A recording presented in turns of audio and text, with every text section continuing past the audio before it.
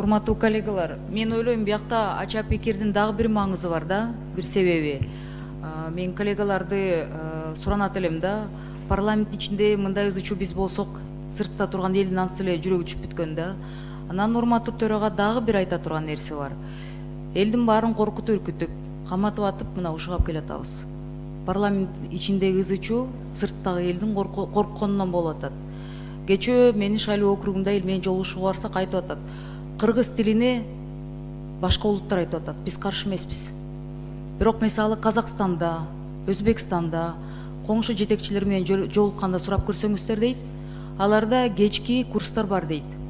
Жумуштан чыкканда 2-3 саат ошол курстарга бара алабыз. Бекер, мамлекет эсебинен. Биз каршы эмеспиз. Бирок эртеси күнү бияктан бир чыккан сөз аябай олчоюп, кеңейип алып туруп, тияка моундай олчоюп барат экен элгечи. Сиздер бияктан чектөө десеңер, штраф десеңер, милиция кармап алып бизди вообще каматып салат деп коркушат экен да. Элдин арасында ошондой коркунучтар көп болуп атат. Коомдо негизи маанай жакшы эмес да. Ошондуктан штрафтарды токтотуш керек. Мелис Казакбаевич, сиз акылдуу кишисиз. Сиз патриотсуз. Мен сизди канча жылдан бери тааныйм. Жүрөгүм кыргыз деп соккон бир да адам бул мыйзамга каршы болбойт. Бирок коркутуу үркүтүүлөрдүн натыйжасында сыртта отурган адамдарыбыз коркуп атат. Эртеси күнү эптеп тил билген, бирок профессионал эместер өтүп калбайбы? Биз талаада калып калбайбызбы? Анда биз эмне кылабыз деп суроо берип атышат. Мисалы мага дагы биз каршы эмеспиз. Ушунча жылдан бери эркин эки тилде сүйлөп келе жатасыңар деп туура айтып атасыздар дейт. Эч ким каршы эмес. Бирок корккон убакыттарда, баарын коркутуп аткан убакыттарда ушундайга ача пикирлер болот. Анан мен суранат элем да, парламенттин ичинде бири-бирибизди кемсинтпейли да. Жаманбы, жакшыбы?